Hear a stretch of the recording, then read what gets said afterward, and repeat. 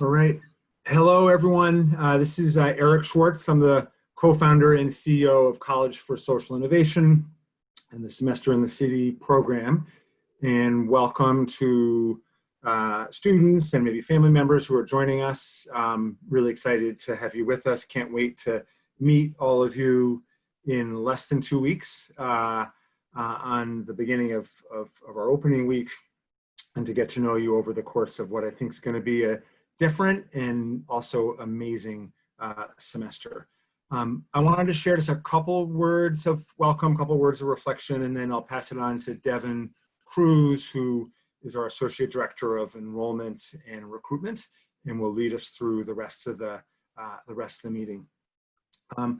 First thing I'd say is just to recognize the obvious. This is an unusual time in our history for our organization, for our country, for our region, for each of your colleges. I feel it personally. I've got a son who just graduated from college into a challenging job market. I've got a daughter who on Saturday is taking off to college at Colby College. And I see it, obviously, feel it organizationally through our organization. This is my 25th year leading organizations like this. Another one, Citizen Schools, and for the last 5 years, College for Social Innovation. I think we're going to have a different semester and an amazing semester. And I think it's going to be amazing for three reasons kind of give me confidence that it's going to be, I think, amazing. One is just the cohort. Some of you will get to know each other a little bit tonight. Some of you already know each other. You'll all get to know each other really well over the course of the semester. But the 38 young leaders who are coming to be part of this experience are, incredible people. And I know that from reading all of your applications. I know that from hearing a lot about you from some of your faculty members and from other staff on our team.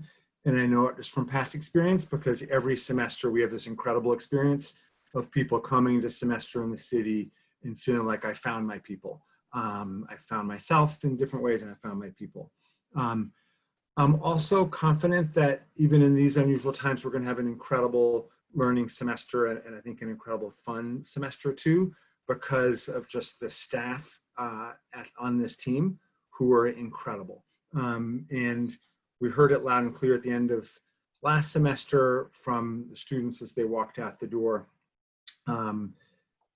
People at College for Social Innovation go the extra mile to make this experience amazing for you. I hope you feel that. I think you will feel that. The mentors as well are so excited to welcome each of you to Boston and to working with them. And so I think just that commitment of not only an amazing cohort, but the staff and mentors will create a great opportunity for learning. And the last reflection that kind of gives me confidence is just last spring, we went through an equally unusual semester where we started, it seemed kind of normal, we were making progress, and then in the middle of the semester, when the pandemic really hit hard, and it hit Massachusetts, particularly hard in second half of March and April, we went for the second half of the semester to 100% online, and we came out of it with some of the strongest results we've ever had in 8 semesters of running this program. The feedback we got from the students as they graduated was, I learned so much about myself. I learned so much about social change. I learned so much through the experience of adapting and making change in an adaptive environment. So that, we now have had 4 months to kind of prepare for building an incredible, inclusive experience that is part online, part in person, safe and powerful throughout this semester. And I have confidence in part because of how well it went in the spring when we had no time to prepare. And I think we've had more time to prepare for this semester. You'll hear more tonight about, I think, a thoughtful kind of plan. You'll get to meet the people who will be the leaders programmatically and otherwise over the course of the semester.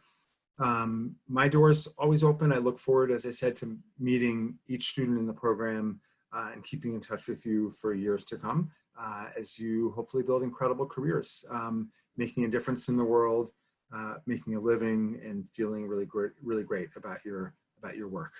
If you have any questions in the next few weeks, next few days, certainly circle back with one or more of us, and hopefully you'll have a chance tonight to ask them as well.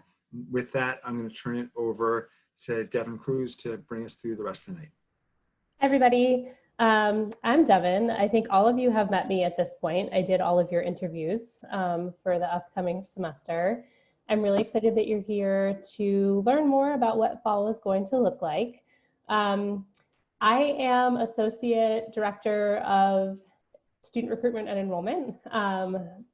That title doesn't matter as much as you knowing what I do, which is that from the second a student applies through to the minute a student hopefully shows up in Boston for the program, I'm the person who leads them through that process. So I'm going to moderate this evening. Before I talk to you a little bit about what this evening will look like, I'd love it if my other panelists could introduce themselves, and I'm just going to call on you in the order that I'm seeing you on my screen. So Keo, that makes you first. Great. Hi, everyone. My name is Keo Gomi. I'm the Director of Finance and Operations. I am basically, if you have questions on money, I will be the one that answers them. Lily. Hello, everyone. I'm Lily Sargent. I'm CFSI's Manager of Operations, and I'm super excited to chat with you all about housing and share more about move-in. Thanks. You've already heard from Eric, so that makes Marissa next. Cardinal sin of Zoom. I was on mute. Apologies. My name is Marissa Rodriguez. I'm the Program Director for internships here at CFSI.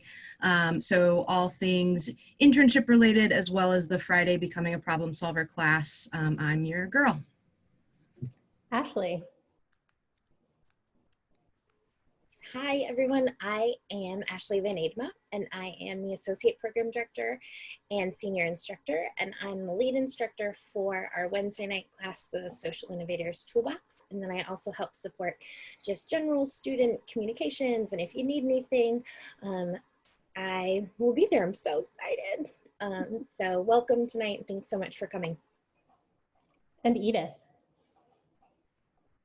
Hi, everybody. I'm Edith Buss. I'm joined here tonight by Stretch, who is my cat sitting on the lap right now. But in addition to having a cat, I'm the Chief Program Officer. And some of the other folks you heard introduce themselves, Ashley and Marissa and Devin, are on my team, and we work a lot with Lily to run the program, Semester in the City, that all of you will participate in starting September 2nd. So your experiences with classes, community life, and internships are all the work of my team. Thank you. So as you know, you all received the newsletter that went out on Friday that had a lot of information about what your fall semester is going to look like. And several of you, a lot of you submitted questions after that newsletter came out. And so we have that list of questions, which we are going to answer. If you have a question that you didn't submit prior to this town hall, you can use the Q&A function, which should be along the bottom of your screen to submit a question, and we will also answer those. These questions are in no particular order, so they're not going to be by theme or anything like that. They're really just sort of in order of submission, which means that Ashley, you're up first. And I'd love to ask you, or somebody would love to ask you, what happens if they forget to bring their mask to class? Oh, great news. We've ordered about 7,000. So we will be able to provide you with a surgical mask. Edith has been our resident COVID expert, and she literally tried many masks to see which would be the best ones. So we have got you covered if you need that. We will also make sure that apartments have extras too, just in case you need them. So if you have your own that you want to bring, I have like 15 leopard ones, then I would recommend it. But if you forget, no worries. We will make sure that you are able to stay safe and socially distant. Thank you. Marissa, the student or fellow indicated that they have no experience working from home, and they would like to know if they'll get any support on how to best use their time while they're with Semester in the City. Definitely. So we're going to provide during our launch week a kind of initial training that will set some baseline things to think about, and your mentor is going to be a huge resource in your transition to working remotely. What we found in the spring is that students really found that it was an interesting skill building opportunity for them when everything moved online. And so you'll be able to get into your own rhythm, and we'll be here both to support via training, but then as things come up, to just be a sounding board, thought partner, things like that. Thanks. Lily, we got a lot of housing questions, so I'm actually looking to see if any of these can be sort of like smushed into one question. Let's start with what move-in will look like, since that's the first thing that fellows will be doing with us. Can you talk a little bit about what that process will be like, and also what should happen if a student is or a fellow is running late for their move-in time? Definitely. Thanks, Devin. So move-in, as most of you know, is going to occur on September 2nd between the hours of 8 a.m. and 2 p.m. We sent out registration for a move-in window, 1 hour move-in window at some point within that time frame. So make sure, if you haven't already, to follow the link in the newsletter to register for a move-in window. Once you arrive, we will have space in front of all of the buildings for loading and unloading. And if you need additional support or anticipate you might need additional support outside of the one person that you bring with you to help carry things into the building, please feel free to email me and we will work with you to find a solution. We do ask that folks wear a mask for move-in day, and if you forget one, as Ashley mentioned, we've got 7,000 of our own. And so once you're moved in and ready to go, you'll get the chance to meet your roommates, and we'll have some community life programming later that afternoon. But the second half of that question around what to do if you are not able to make your scheduled move-in or you're running late, I will be available by text and email throughout that day. So if you know in advance that you're running late, please feel free to reach out to me. We will work with you, and we have contingency plans in place to have additional time later that afternoon to flex you to a different time frame. So we will keep in constant communication throughout that day to make sure that we allow folks the opportunity to unload everything safely, and we're super looking forward to meeting you on the 2nd. And just how would you get in touch with you, Lily? Where are we sharing that information? So you'll get that by email in the next it'll be over the next week with some more detailed instructions for what to expect move-in day. My contact information is also on the CFSI website if you need my email. And it's in the latest newsletter that we sent out to the full cohort. Thanks, Lily. Keo, we might as well continue along the theme of move-in and housing. Could you tell us what the deadline is to pay for housing? Sure. So the deadline is set for August 26th, so the week before you move into housing. But if there's any issue with that, please get in touch with me. I'm more than happy to work with anybody who is having a challenging time making that deadline. If you need a payment plan, let me know. If you need like a 5-day extension, let me know. Just get in touch with us. I think, that's true for me. That's true for Lily. The more you talk to us, the more information we can provide. So, if you have a question, just let us know, and we are more than happy to find a solution and find an answer for you. So August 26th, but please just email me to figure out what works best for you. All right. Thanks, Keo. And Edith, Lily mentioned sort of some community building things happening that often happen during launch week or move-in. Edith, could you talk a little bit about how we plan on building community when we can't see each other in person, what that might look like in the fall? Sure. It'll take a few different forms. So one is that we're putting more energy into community life because we know that fellows have less of an opportunity to do sort of like self-directed options in the city because a lot of them just are less available right now. That being said, a lot are still available. One of my other staff members, Cynthia Salguero Ordonez, who is a alumni of the program, is working on searching those out and working with our community advisors to have a regular offering of activities that people can opt into, both in person and outside, and virtual for getting to know other members of a cohort.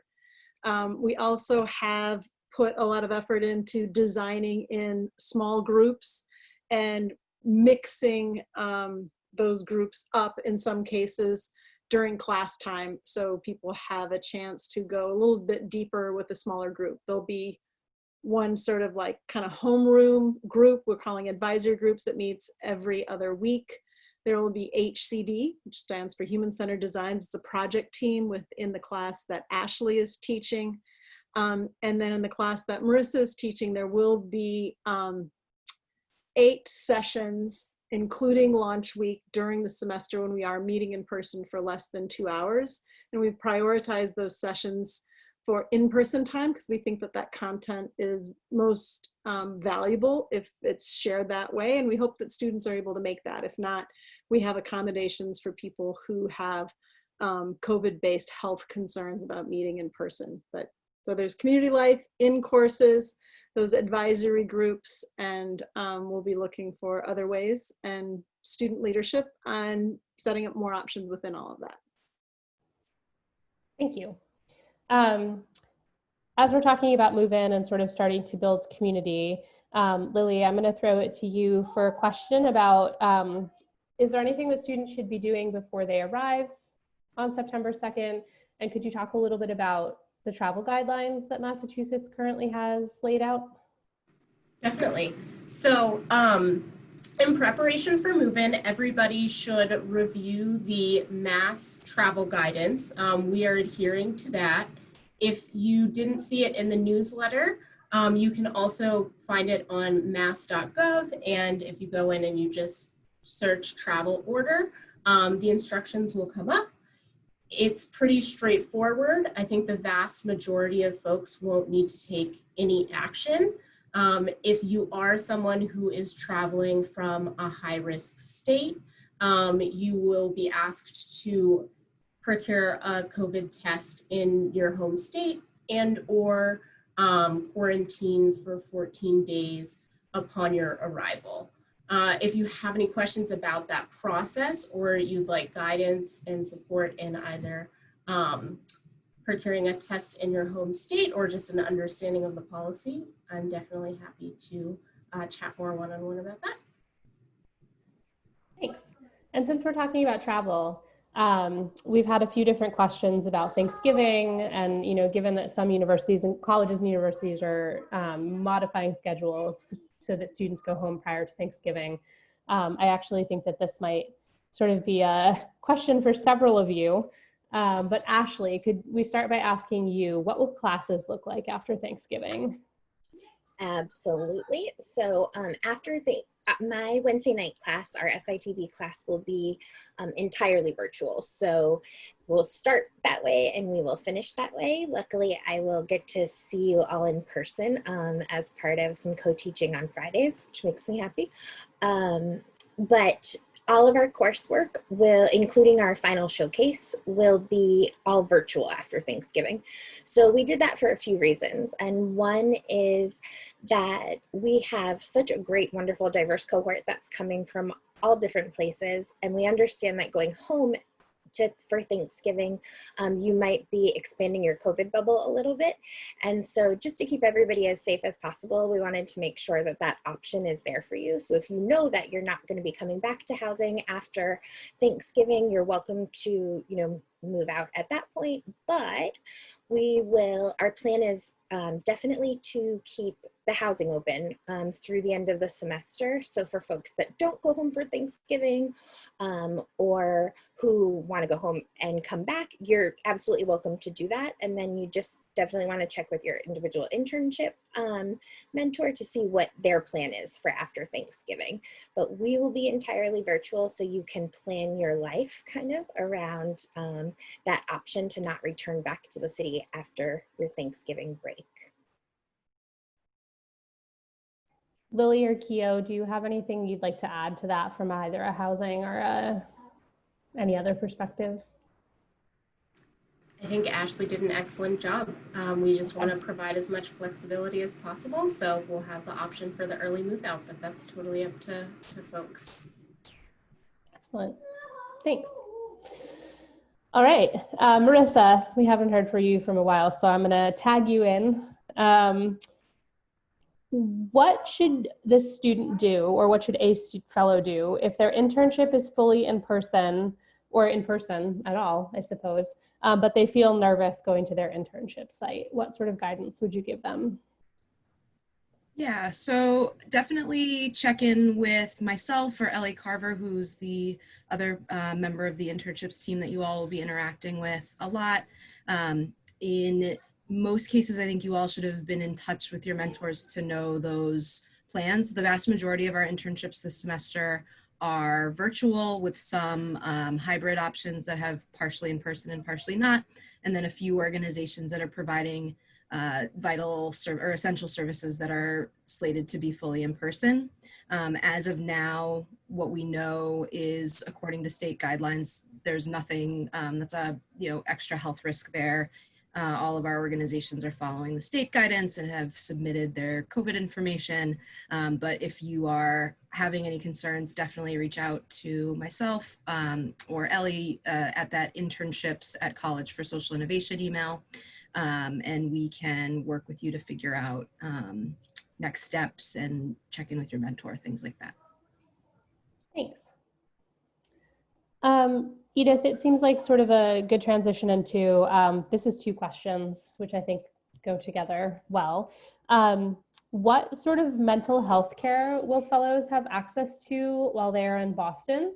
And could you also talk a little bit about physical health care options for them, not necessarily COVID related, it doesn't seem like, but just access to healthcare generally? Right. Sure. Well, there's a couple points of, I think, increased support that we're offering this semester, particularly on mental health, primarily through MySSP, which was something we foreshadowed in the last newsletter, and we'll be sending out the link so people can sign up and start using it in the next communication, which is coming out August 25th. MySSP is a mental health and support program that's available via chat or through your computer, so you can download the app and access it from your phone or from a computer, or just call them up 24/7, anytime, any day, wherever you are. You can log into that and be connected with a trained counselor who's used to working with college students, especially college students who are away from their home campuses. And they're there to provide support for anything from like the normal day-to-day stuff that happens, of like making friends, dealing with loneliness when you're in a new place, stress around classes, and a whole range of things. So they are a great resource that is in the hand of every student to activate whenever they want. Also, we've been in touch with all of our home campuses and updating resources. And with the pandemic, so many supports like this have gone to online versions, which means that our students, when they're with us for the semester, are better able to access the resources back on their home campus and stay in touch with those places. So on mental health, those are two things that are, I think, have taken a really big step forward for this next semester, and we are really hopeful that that provides a really nice layer of support for everyone. Regarding physical health, there's an acute care clinic in the neighborhood of the apartments that we have sent people to before, whenever there's a chance to use that instead of going into the emergency room for anything that has come up that needs attention right away.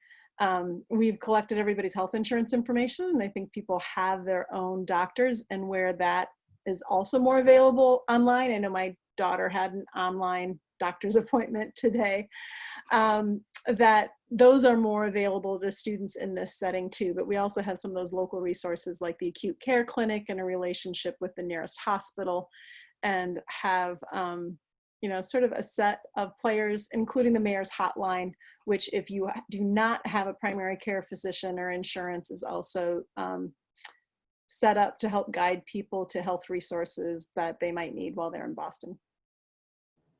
Thanks, Edith. Marissa, I know you were just talking, but this question transitions into— I love talking. That's why I teach. Great. A fellow was interested in knowing about what we call our excuse time off policy. So will they get time off from their internship and or class if they are sick? Yeah, so excuse time off for your internship works a little bit different from class. You have 16 hours of excuse time off during your internship, and that's factored into the hours requirements that factor into your internship grade. But that's really sort of just like you would at a job, any sort of personal time. It could be if you're sick, it could be if you have an interview for a job, any number of things.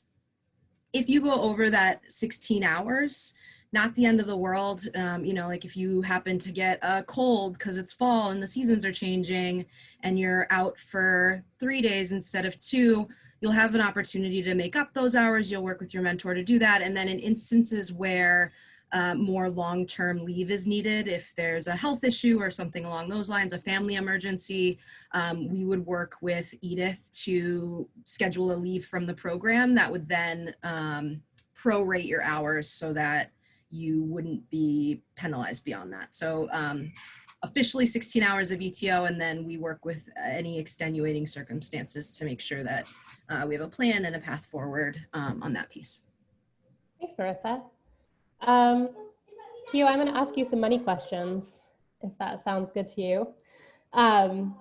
So as you all read in our newsletter, we're doing 2 things a little bit differently in the fall. So the first is that we're providing a little bit more of a flexible travel reimbursement policy as opposed to just giving every student a Charlie card they can use to go anywhere in Boston.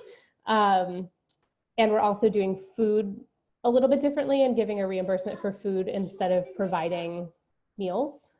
Nobody wants to eat from a buffet right now. So Keo, can you talk a little bit about how that reimbursement process will work and when students should or fellows should expect to get their money after placing a reimbursement request? Yeah, so that's a great question. I think we're still figuring out the kinks, but overall it's just going to be a Google form that you fill out to submit reimbursements, and it'll look, I think, CFSI staff do the same thing of getting a receipt and submitting an expense report. So it'll look very similar to that. There will be parts on the 2nd where we just kind of walk you through how to fill that, how to complete that, and how to submit it. There's certainly a timeline or a time limit that you need to submit the expense reports by. So that's really the only thing you'll need to be aware of. But we'll walk you through it on the 2nd during the welcome fair. We'll also figure out and hopefully it's with me, but we'll figure out what the best transit policy will look like. And in terms of your second question that you were asking of how frequently you would get paid, it's really how frequently you submit those expense reports. I'm probably cutting checks once a week. So if you submit and I usually cut checks on Wednesday, and that's just how it's working right now. That date might change, but I'll certainly let everyone know if that changes. But if you submitted your expense report on a Monday, I will cut a check for you on Wednesday if your expense report looks good. And then we would either mail it to you, or we could figure out like a pickup with program if you're coming in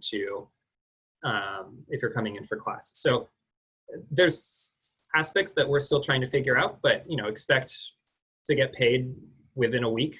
I think that's a fair assumption that you can make. Thanks, Keo. Can I just add a tiny bit on that? We piloted this in the spring because we needed to make this sort of adaptation when we very quickly went online, because normally we would serve more meals as part of the classes. And the system really worked pretty well. Keo and his team got it up and running immediately. We didn't get any complaints that people that was too slow on the checks. He was really prompt with that, and it works pretty well.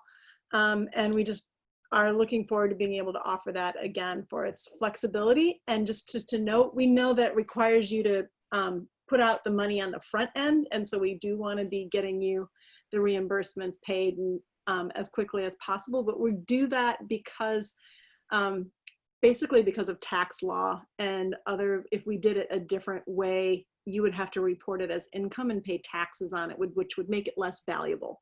So we're trying to maximize the amount of money that we can get to every fellow for their transit and their food expenses. But this is the way we have to do it as a trade-off for that. Devin, can I add one more thing to that? I have been a broke college student for like such a large part of my life that if you are ever feeling anxious about like not having the money up front to front for stuff, please 100% feel comfortable letting us know. We will figure something out for you. I know that there have definitely been times in my life where I hold my breath and open my bank app and I'm like, oh, so don't stress yourself out over that. We know it's a very different situation than being able to just go to a dining hall and like pile everything up. So we've thought about that and we have strategies in place to help you. And we just want to make sure that folks feel like they have everything they need to be successful. And part of that is like food. So keep that in mind as well. And also to what Ashley was just saying, we have a check for in your name for $200 once you show up on the 2nd. There's just a small exchange that you need to do so that, and that's part of the stipend that we are providing you for the semester. And so you use that $200 to then submit for reimbursement expenses. So that $200 will eventually show up in your account as that $200. But, we're trying to give you cash up front so that you can, if you don't have that money in your bank account, you can go out and actually spend it.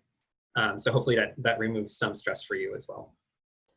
Relatedly, in the Q&A, there's a question from a fellow who is interested in knowing what makes a student or a fellow eligible for SNAP, which is the Supplemental Nutritional Assistance Program. Did I just get that right?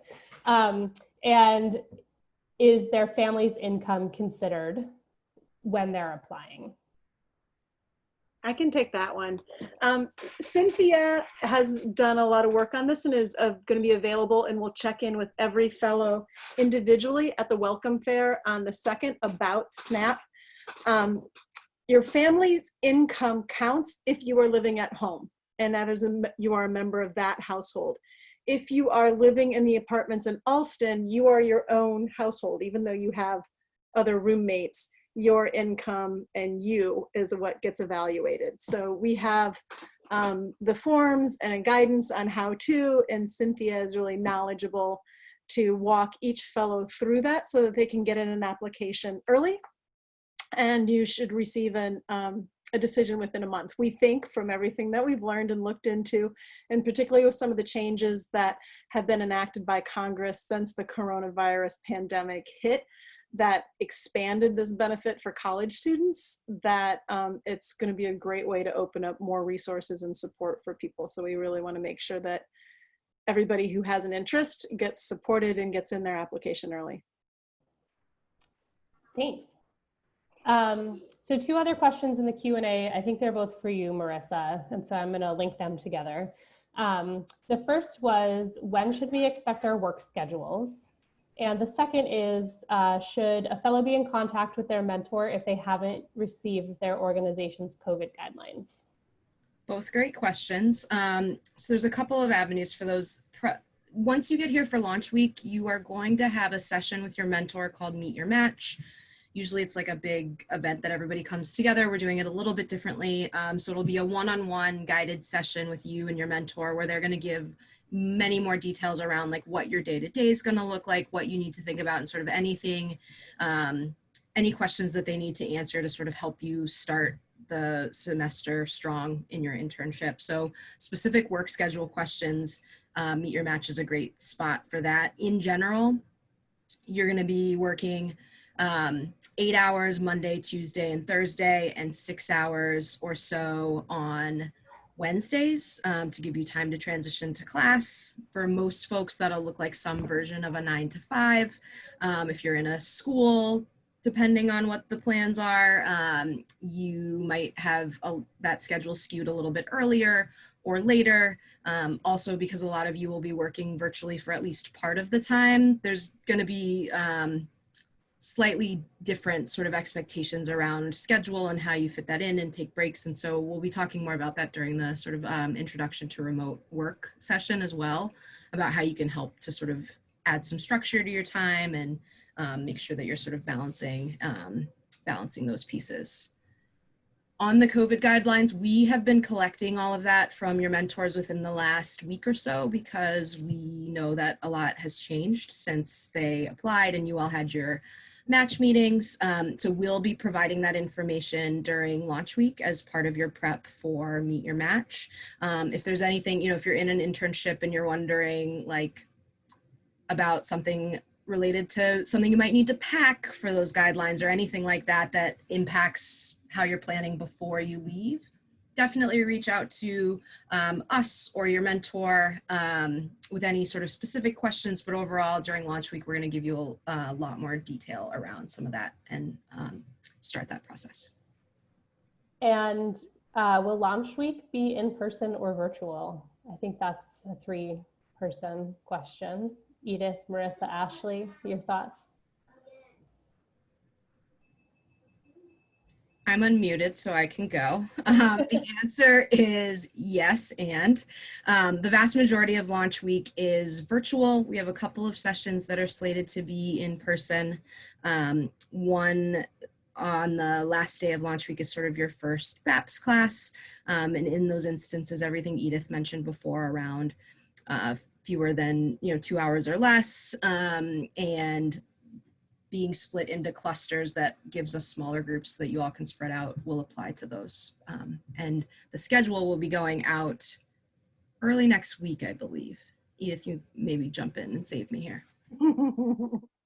Yeah, with that same email that's going to come out on the 25th, that'll include the schedule, like a visual schedule, sort of the whole period at a glance, and include the Zoom information you need to get logged in and started on the first day.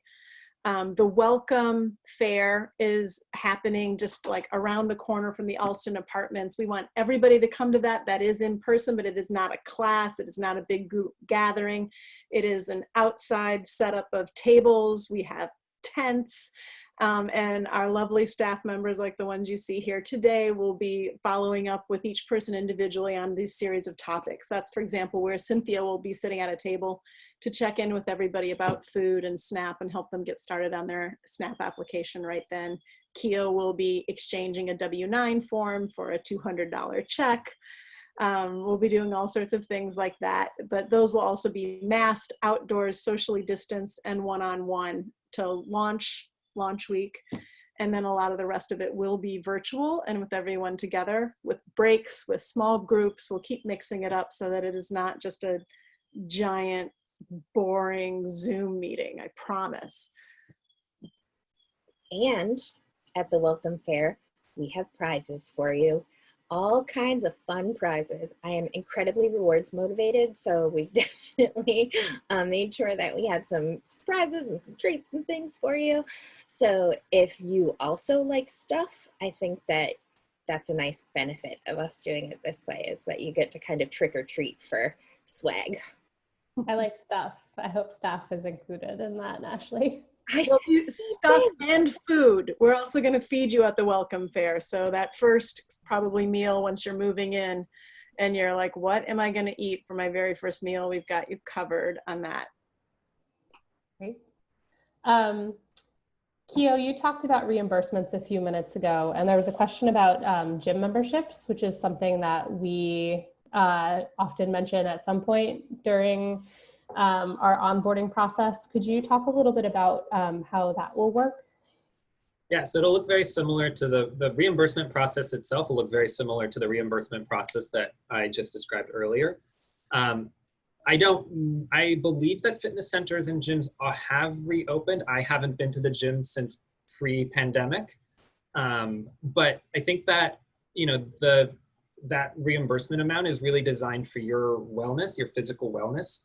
So we can figure out if joining a gym is not something that you are comfortable with, we can figure out different activities that are available throughout the city that are maybe outdoors based that you would like to attend, and it costs money, and we can figure out a way for you to attend those classes and for us to reimburse you for that. You know, it's a small stipend, it's only $40, but it's better than zero. So hopefully, you know, if you can find an alternative to, if you're not comfortable going into a gym, we can offer that as an alternative to you. I know there's still a lot of virtual fitness classes happening too, which I assume that would be an option. Cool. So we ended up with a lot of questions about housing, which I didn't sprinkle in. So we're just going to go through that. And this is going to be Lily's time to shine. Starting with, so let's start with some ones that are not about COVID. Let's start on some positive notes. What parking options do we have in the area? And do you recommend biking? Great question. So definitely recommend biking. There's a couple options for bike storage. So there's outdoor bike locks at both the Parkvale units, and the 21 Chester unit has some space in the front foyer where you can leave your bike as well. If you're planning to bring your bike, I definitely recommend bringing a lock and a bike helmet. But biking is an awesome option, and it's a great way to see the beautiful city of Boston. So that is excellent. Can I jump in on a little bit more on biking? If you don't have a biking helmet and you want to get one, that can be reimbursed with the transportation budget. So that can be something you do. If you want to bring your bike, there's those options that Lily laid out. I've been a biker in the city for many years. And if you can at all avoid it, you don't want to leave your bike out overnight. So those indoor options, or carrying it upstairs, which I've done plenty of times to keep it in your apartment overnight, is a good idea. There's also the regional bike share program called Blue Bikes. And if you are a Pell eligible student, you qualify for a $5 a month membership with Blue Bikes that is unlimited. And you can bring your own helmet to do that. We are pursuing that just being a member of Semester in the City would qualify you for that $5 a month membership, but we don't have an answer on that yet. But certainly if you are Pell eligible, which is a lot of our students, that will get you a $5 a month membership on Blue Bikes as well. If you don't want to bring your own bike, and then, that's great. You can like pick it up in this part of the city, drive it to over there, and leave it there at the next docking station. So that's also a great option. And the city's been expanding a lot of the biking, bike paths, protected bike paths, bike lanes, and all sorts of things to make that easier around the city, which I've been personally very excited about and will be using again tomorrow when I bike into the office. And let's say you've just gotten home from your bike ride. Is your apartment air conditioned? Our apartments are not air conditioned. However, you can definitely bring box window fans, and if you have a window unit AC, you are welcome to bring it with you. We just ask that you are careful about the installation process and that you do that safely and follow the operator's manual for that. Thanks, Lily. And then I didn't answer the following question about parking, so I'll jump in on that. So CFSI does not offer parking. In the past, some students have arranged either private parking spots for the semester through landlords in the area, and you can find resources for that on Craigslist. Or if you are interested in arranging a parking spot for the semester, we do partner with a local real estate contact who sometimes has limited off-street parking available for an additional cost. That's something that interests you, feel free to reach out to me. I'm happy to provide more details around that.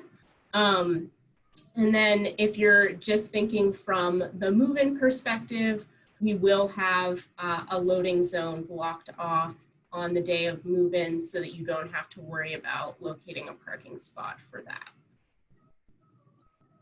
And does every room have a window? Or at least every person's room? Yes, I am almost positive that all the rooms have a window and there are windows in all the common spaces. Excellent. So we have a fellow who said that they like to shop online and are wondering how mail works at the apartments, and also ditto. I think we all like to shop online. Yeah, I was going to say, I also love shopping online, and that's an excellent question. So mail works just like a conventional apartment. So your mail will arrive and it'll be left right out front of your building for packages. And then you'll have a mailbox that is a keyed entry, and you'll get the key for that at move-in, which you can arrange if you are looking for your direct mailing address, because you need that before moving in. It's in the housing and roommate assignment letters that we sent out a couple of months ago. And I think that's it. Excellent. There's more housing questions. I'm sorry, Lily. I'm just going to keep going. So does the price in the Alston housing, is that remaining the same for single and double rooms for the coming semester? For the coming semester. So in an effort to both de-densify and to meet students' needs in terms of financing, we are offering all single apartments. If you originally requested a double, we've placed you in a smaller room and are honoring the original price that we charged. So yes, the housing pricing is remaining the same for folks throughout the semester. Thank you. And finally, let's say somebody is showing symptoms or test positive for COVID and they live in your apartment. What should you, perhaps as the person who has tested positive, but also what should roommates do? What's our guidance surrounding that? Sure. So as I mentioned, everybody will be in a single room, which will give folks the opportunity to distance and to practice good public health guidance within their apartment.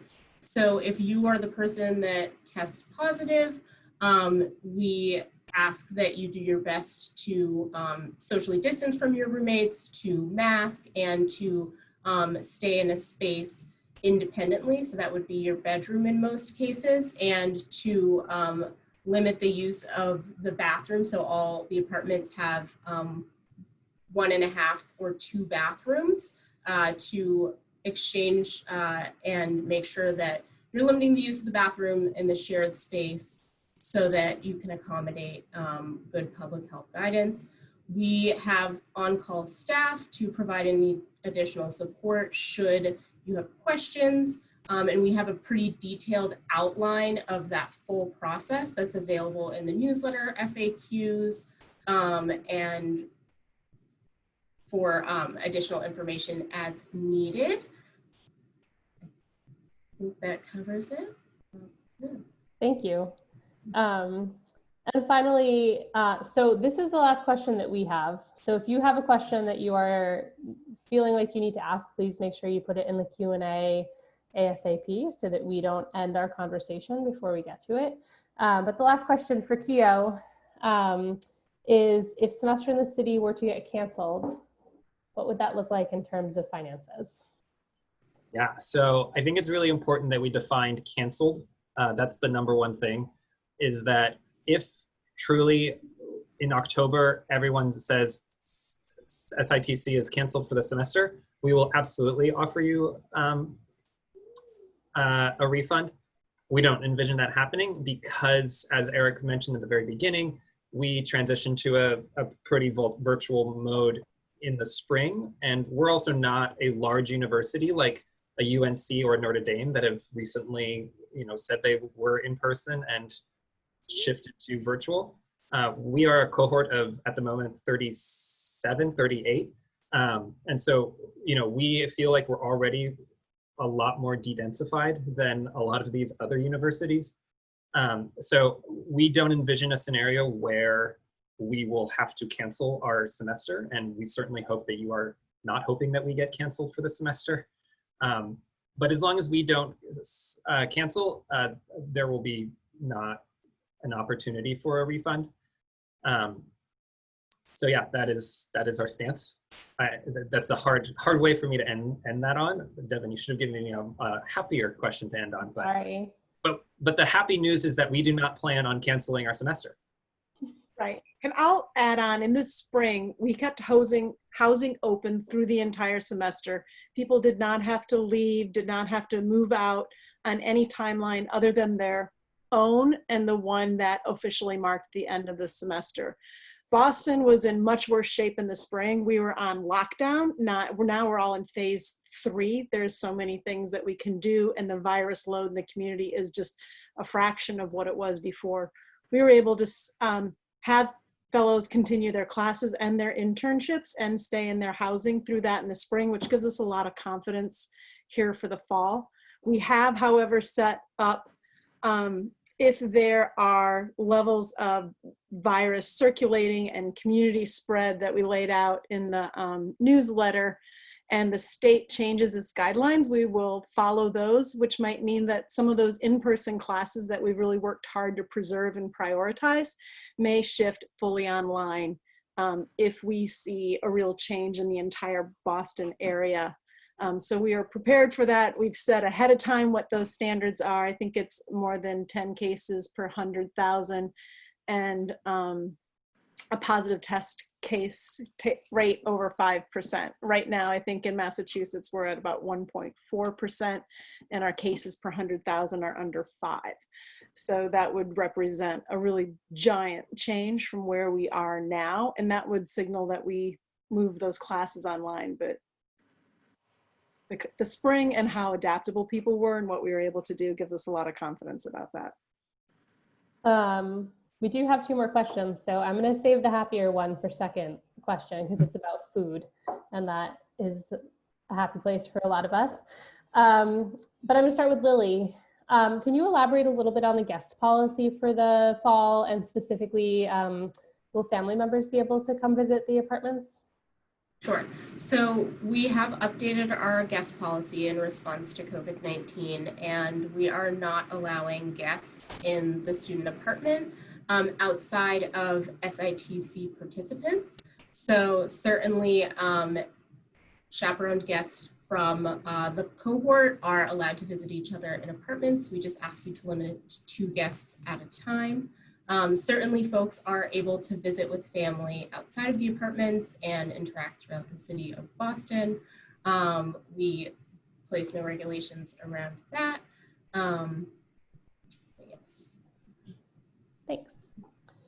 And Keo, can you talk a little bit about the instruction or guidance fellows will get on budgeting, and in particular meals on a budget?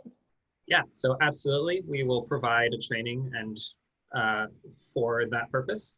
I'm also always available for one-on-one consultations. I don't get to interact with fellows very often, so I love the opportunity to do that. So feel free to always come to me if you have questions about finance, questions about budgeting. That is literally my job. And I also will share this quote unquote stage with another colleague of ours, Ilana Drew, who is an expert budgeter. And we're also, Edith, you can maybe jump in. We're also providing, Edith, can you hold that up? The good and cheap cookbook for every apartment, so that you'll have access to that. That does provide some really tasty meals on a very, that is designed to be on a low budget or on a smaller budget. And if you're not living in the apartment, so you don't have access to that, we also have a PDF version. So if any of the folks that are on here are like, wow, I would like to eat on $4 a day, we're also going to share that PDF with you too. We'll also have extra copies for commuters at the welcome fair if they want to take one home. This is my own personal copy of this cookbook, and you can't have it. It's a favorite at our house. It's also, the recipes are also ones that like don't expect you to have extraordinary cooking skills. It's really, you know, if you're starting out feeding yourself, this is a great cookbook. Cynthia's also pulling together a series of resources around the nearby grocery stores, places that accept WIC. There's an added, not WIC, SNAP. There's an added benefit in the city of Boston that you can double your SNAP benefits at a lot of the farmers markets. For every dollar you spend of SNAP, it's matched by another dollar to really stretch that when you're buying fresh, local, awesome food. It'll also include additional recipes and resources, and particularly for the folks in Alston, nearby restaurants that have good and cheap prepared food options that you can take advantage of. I know we've mentioned a lot during this meeting, like it's in the newsletter or we have a PDF for you. All of that's going to be compiled into our learning management system. There's a group that has nothing to do with classes where you'll have a ton of resources related to housing, Keogh's budget workshops already on there, I think, and different pieces like that that you'll get more information about when you get your login information for the LMS, and that you'll have access to throughout the semester. Thanks, Marissa. All right, so those are all the questions that we had submitted and that came through the Q&A. Would any of my fellow panelists like to add anything before we sign off? I can't wait to meet you all, and it's going to be a great semester. We're going to learn a ton. We're going to adjust. We're going to adapt, and you're going to be a big part of that. So look forward to seeing you on the 2nd. Can I add one more thing? Yeah, go We for have it. 3 more minutes, and I like to hear my own voice. I also just want to throw out there to folks that we have tried to be super thoughtful about how we're doing virtual learning. So if you are at all feeling a little bit like, oh, I don't like online classes, or you've maybe had a not so great online class experience before, just know that we are doing everything we can to make sure that it continues to be an engaging, engaging activities. And Marissa and I are like total instructional design learning systems nerds. So we literally read about how to teach online for fun. Don't judge me. But if you're worried about that, just please let us know, especially if you're concerned about like you haven't taken online classes before, so you're worried about how you're going to be able to manage that or pay attention or navigate those things. I am more than happy to share some tips with you. I did my whole master's online, and I've taught online for in universities for 4 or 5 years. So I am super comfortable there, and I am also very open to suggestions or ideas that you have for online classes you've taken in the past. And we will do a course overview during launch week, and that would be a great time to share those things. But ahead of that, you can always email, and we will talk about some strategies and things that we can do to make sure that that virtual component of things is exceeding your expectations is what I'm really aiming for. So that's that.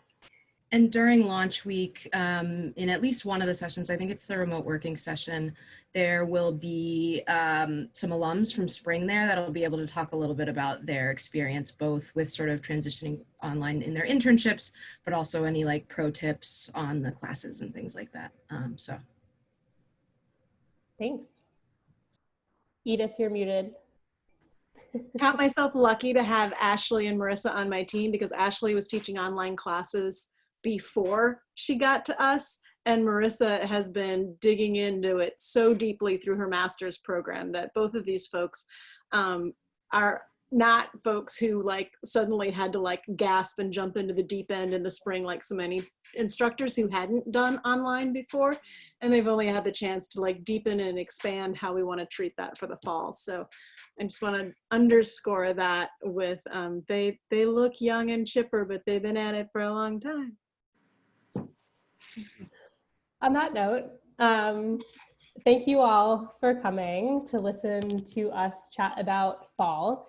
If you have any other questions, you can feel free to email me. You should all have my email address at this point, but it's devin.cruz@collegeforsocialinnovation.org. If I don't know the answer, I can pass it on to the right person on this panel who will get back to you. And yes, we're excited to have you with us in, I think it's 15 days.